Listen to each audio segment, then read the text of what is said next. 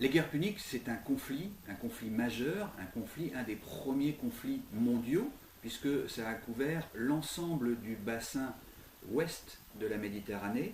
Ça a impliqué le sud de la Gaule, toute l'Espagne, tout ce qu'on appelle le Maghreb, toute l'Italie et jusque dans le nord de l'Italie qui n'était pas encore sous domination totale des Romains. Et ça a fait intervenir la Grèce, ça a fait intervenir d'autres royaumes périphériques. Et donc c'est un des premiers conflits globaux. C'est une guerre qui a eu plusieurs phases, mais dans l'ensemble, on peut l'appeler la première guerre de 100 ans. Parce qu'elle a duré de moins 264 à moins 146, donc on est à peu près sur la durée d'un siècle. Et elle s'est déroulée en trois phases. Une première guerre punique qui a vu une victoire totale de Rome. Une deuxième guerre punique qui est la plus importante, celle dont on parle dans Guerre et Histoire, qui fait d'intervenir Hannibal et qui se termine par la défaite d'Hannibal. Et une troisième guerre punique qui, elle, met fin à ce conflit de 100 ans entre Rome et Carthage et qui voilà la destruction totale de Carthage.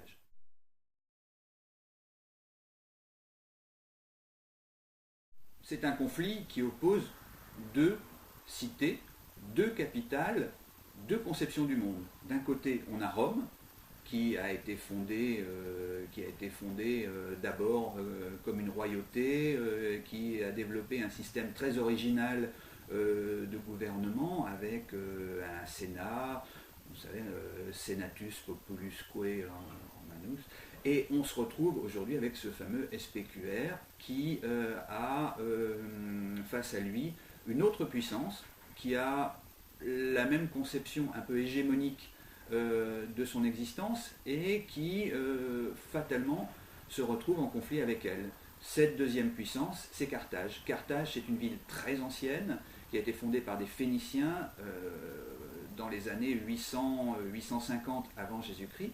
Et donc, c'est une cité ancienne, avec une culture très ancienne, puisque derrière, il y a tous ces apports phéniciens, araméens, de tout ce bassin, de ce Levant, riche d'hommes, riche d'idées, riche de langues, riche de coutumes. Et cette cité de Carthage se développe très très rapidement. Elle est très bien située, juste au carrefour, proche de l'actuelle Tunis, hein, donc vraiment au carrefour de passage entre la Méditerranée centrale et la Méditerranée ouest. Et puis Carthage arrive à créer un certain nombre de comptoirs, s'étend, et fatalement, à un moment, elle rencontre une puissance qui est en train de monter, la puissance jeune, une puissance qui a des ambitions et qui s'appelle Rome. On a aujourd'hui une vision assez claire de qui sont les acteurs de cette deuxième guerre punique.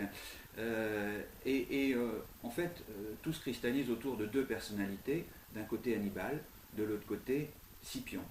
Et ce général Scipion, il est un peu un général qui arrive par défaut.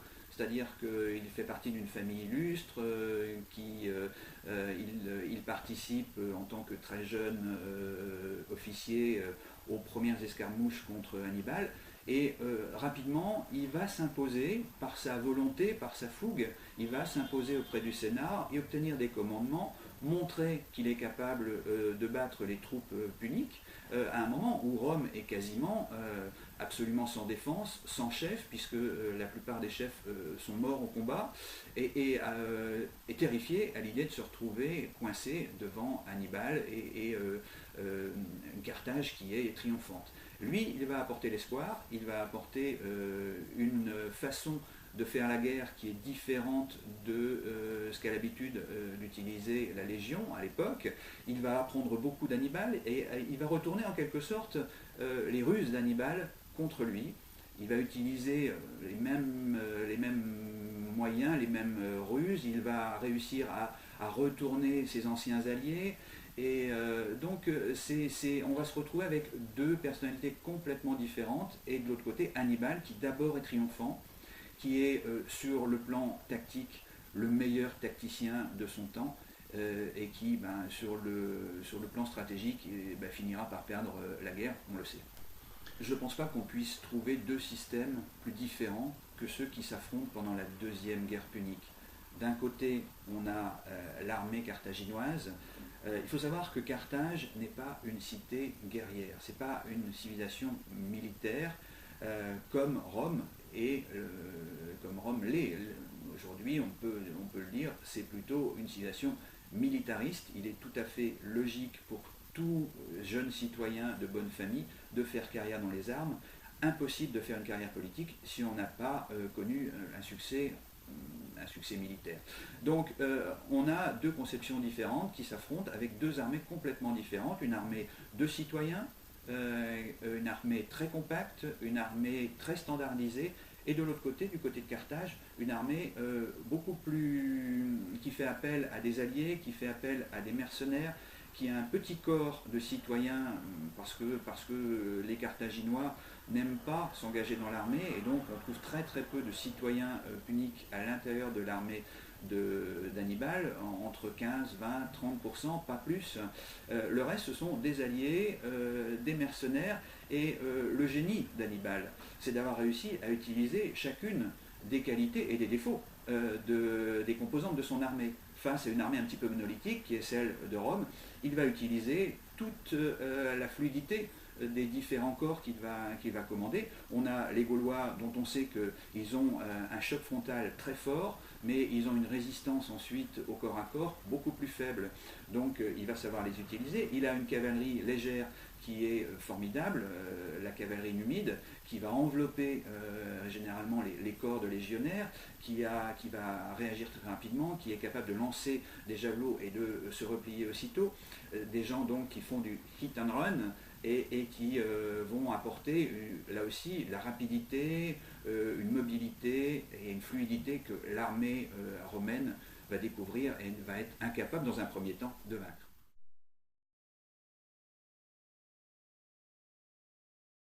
Les éléphants d'Hannibal, c'est un mystère. C'est un mystère. Parce qu'on en entend toujours parler, on les voit sur tous les tableaux. Vous parlez d'un tableau sur Hannibal, vous avez forcément un éléphant. Et alors des éléphants qui sont gigantesques, à chaque fois surmontés en plus d'une tour avec des archers dedans. Enfin, c'est le délire, on est dans des délires, parce que ce que représentent les peintres, ce que représentent les illustrateurs, qu'est-ce que c'est? Ce sont des éléphants d'Asie. Des éléphants avec des tours. Généralement, on n'en trouve pas du tout dans l'armée d'Hannibal. Les éléphants qui sont utilisés par Hannibal sont des petits éléphants, des éléphants d'Afrique, mais d'Afrique de la savane. Et c'est un type d'éléphant qu'on ne retrouve plus aujourd'hui. C'est un éléphant qui est quand même assez grand, hein, qui fait 2,60 m à peu près, sur lequel peut se juger deux personnes, donc un conducteur et puis quelqu'un qui est assis lui aussi. Mais jamais on ne trouve de tour, on ne trouve de coussin, on ne trouve de... c'est un délire total. Ce sont des petits animaux par rapport aux grands éléphants d'Afrique, mais face à une armée qui ne connaît pas ça, c'est quand même très impressionnant. Les Carthaginois utilisent beaucoup ces éléphants. D'ailleurs, à l'intérieur des murailles de Carthage, il y a des quartiers qui sont réservés aux éléphants, et à l'intérieur des murailles, il y a des sortes d'écuries à éléphants qui peuvent en contenir plusieurs centaines. Le problème, c'est un problème d'approvisionnement, d'abord, parce que les éléphants, il n'y en a pas tant que ça. Le deuxième problème, c'est un problème d'entraînement. Ce sont des éléphants de guerre, il faut leur apprendre à ne pas être effrayés par les clameurs. Vous savez, les soldats ont l'habitude de se hurler les uns contre les autres avant de se lancer dans le combat. C'est comme ça que ça se passe à l'époque. Et donc un éléphant, un cheval par exemple, peut être aussi effrayé par ce genre de barrissement humain qui arrive et qui lui semble un peu effrayant. Donc il peut refuser d'avancer, faire demi-tour et puis partir. C'est un animal presque sauvage, et donc l'éléphant, il faut pouvoir l'entraîner et éventuellement pouvoir le contrôler. C'est pour ça que les Carthaginois sont crédités d'une invention qui est ce petit maillet avec cette pointe qu'on enfonce dans la tête de l'éléphant quand on a perdu complètement le contrôle, quand l'éléphant est devenu fou et risque de retourner vers ses propres lignes et donc de causer plus de dégâts parmi les siens que parmi ses ennemis. Et à chaque grande bataille, Carthage essaie d'aligner des éléphants, mais ce n'est pas toujours possible. Exemple, quand Hannibal traverse les Alpes, il en a une quarantaine avec lui. Quand il arrive de l'autre côté des Alpes, il a fallu traverser des sentiers escarpés, passer à travers des glaciers, etc. Et il en reste une douzaine. Et sur cette douzaine, 2 mois après, il n'en reste plus qu'un seul. Et celui qui reste, c'est le plus gros. C'est un éléphant qui lui a été offert par son allié, le pharaon d'Égypte, qui lui a envoyé cet éléphant. Et cet éléphant s'appelle Surus, qui veut dire le Syrien, ce qui prouve bien que sa provenance n'est pas d'Afrique, mais plutôt d'Asie.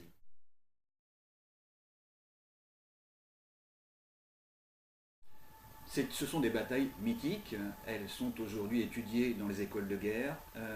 Il y a une trilogie triomphante, la Trébie, Trasimène et Cannes, et une bataille qui se passe pas très loin de Carthage, qui est la bataille de Zama en 202 avant Jésus-Christ, qui met fin à la guerre puisque les Carthaginois perdent cette bataille, c'est définitif, Carthage est obligé de faire la paix avec Rome. Les 3 premières batailles sont des batailles incroyables, parce qu'elles expriment tout le génie d'Hannibal. À chaque fois, Hannibal arrive à faire de son ennemi ce qu'il veut. C'est ça qui est extraordinaire. La première, la Trébie, il arrive à pousser une armée qui a à peine dormi, qui n'a pas mangé, qui a froid. Il l'oblige à sortir de son camp, alors que ses hommes sont reposés, chauffés, ils ont bien mangé, etc. Ils sont prêts. Elle les oblige à traverser une rivière où les soldats s'enfoncent jusqu'au cou dans une eau glacée, à ressortir de l'autre côté, à se battre face à une armée qui, elle, est fraîche et qui a été bien chauffée avant. Ça, c'est la bataille de la Trébie, et forcément, quand on a des soldats qui grelottent en face de soi, c'est quand même beaucoup plus simple de vaincre. La bataille de Trasimène, c'est exactement la même chose. L'armée romaine est étirée sur plusieurs kilomètres, elle passe dans un défilé, on l'attaque, elle est anéantie. La bataille de Cannes, exactement pareil. On a une armée qui est énorme, une armée romaine qui est énorme, qui arrive, qui est compacte. En face d'elle, on a Hannibal qui va réussir à faire une sorte d'élastique. L'armée romaine va s'engouffrer dedans, elle va être enveloppée sur les côtés, elle va être broyée. C'est un carnage. Il y a 80 000 morts parmi les Romains. 80 000 morts, c'est plus que ce que les Américains ont perdu pendant toute la durée de la guerre du Vietnam. C'est énorme. Et ça exprime tout ce génie. Alors c'est vrai que Zama, c'est la défaite d'Hannibal, mais il a perdu un de ses alliés essentiels qui est Massinissa et sa cavalerie, et c'est en fait la défection de Massinissa qui va signer la fin d'une succession de victoires pour Hannibal. Hannibal perd la guerre, il gagne les batailles mais il perd la guerre.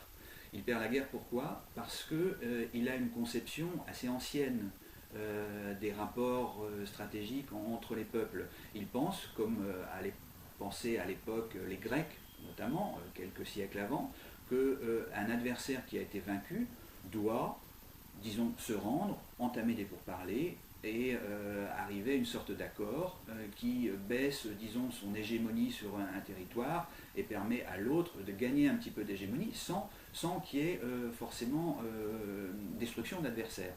Et ce qui se passe avec Rome, c'est que Rome est dans une conception mentale complètement différente.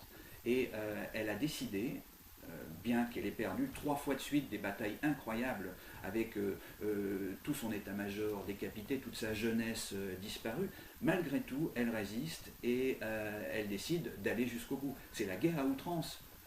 On l'a connue pendant la Révolution française. C'est un peu comme si en 1941, les Allemands avaient pris pied en Grande-Bretagne, ont entièrement ravagé son territoire, sauf Londres, et que Londres disait non, on ne va pas se rendre, et 3 années plus tard finissait par envahir le Reich toute seule.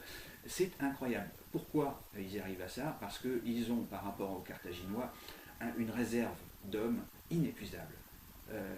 Quelques mois après avoir perdu 80 000 hommes à Cannes, ils sont capables d'aligner 200 000 hommes qui sont mal entraînés, mais qui sont équipés, qui sont commandés et qui sont prêts à se battre.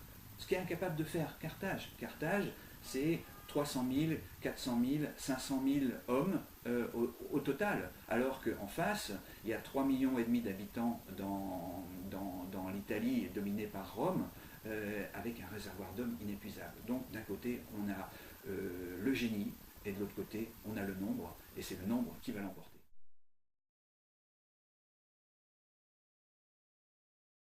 Parce que c'est un événement incroyable, c'est un conflit qui aujourd'hui explique le monde dans lequel on vit, finalement. Parce que si Rome n'avait pas été aussi menacée, si Rome n'avait pas eu aussi peur, parce qu'on ne peut même pas imaginer la peur qui s'est emparée de Rome après la bataille de Cannes. Toute son armée avait disparu, toute sa jeunesse avait disparu, la moitié de son corps politique avait disparu, tous ses officiers généraux avaient été tués au combat, elle n'avait plus rien. Et elle se retrouvait nue face à Hannibal avec une armée qui avait vaincu la sienne et qui avait 50, 70 000 hommes prêts à fondre sur Rome. Et il y a eu une telle peur à ce moment-là, on a libéré des esclaves, on a fait des sortes de légions d'esclaves, on a, paraît-il, enterré vivants des esclaves sur le forum comme sacrifice. On revenait à des pratiques complètement barbares parce qu'on ne savait plus quoi faire. Mais malgré tout, la ville s'est redressée, elle s'est reprise, et elle s'est reprise de telle sorte qu'elle s'est dit je ne veux plus jamais que ça se reproduise. Et en fait, ça a modelé sa politique. La politique ensuite, qui a été celle de Rome, ça a été de dire plutôt que de se retrouver dans une situation comme celle où on s'est retrouvé face à Carthage et à Hannibal, nous, on va faire des guerres préventives. Donc, on va envahir tel pays, parce qu'on pense qu'un jour, il pourrait peut-être nous causer tort. Et ça va être toute la politique de l'Empire romain. L'Empire est né, en fait, de cette guerre de 100 ans, de cette confrontation avec Carthage, et c'est pour ça que c'est essentiel de comprendre ce qui s'est passé. Les Romains ont découvert Métus, la peur. Et la peur, ça a été le moteur de leur expansion dans le monde entier, et ça a modelé, en fait, le monde dans lequel on vit aujourd'hui.